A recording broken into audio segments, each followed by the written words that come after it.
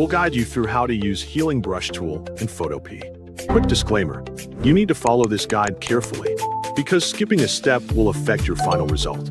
If this guide helpful, don't forget to like and subscribe. First, right-click the Google Chrome shortcut.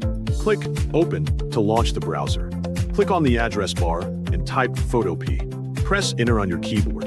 On this screen, select the top option, 𝗡𝗘𝗘𝗗𝗏. The Photopea homepage will look like this.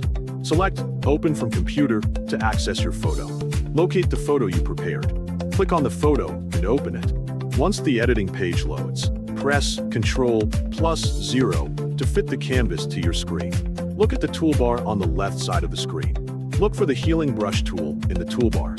If you cannot find it, right-click the 7th tool from the top.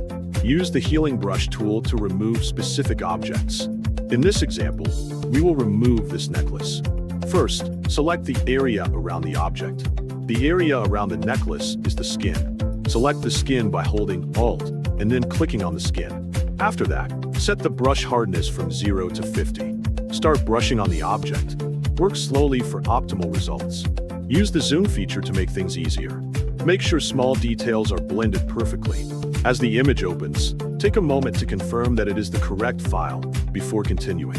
Fitting the canvas to your screen gives you a comfortable view and helps you judge changes more accurately. Finding the correct tool is important because the Healing Brush replaces unwanted areas with sample texture. Choosing nearby skin as the sample creates a natural result because the color and texture closely match the surrounding area. A medium brush hardness helps blend edges without creating harsh transitions. Apply several light strokes instead of one heavy stroke, checking the image after every pass. If the result looks uneven, sample a different nearby skin area and continue brushing carefully.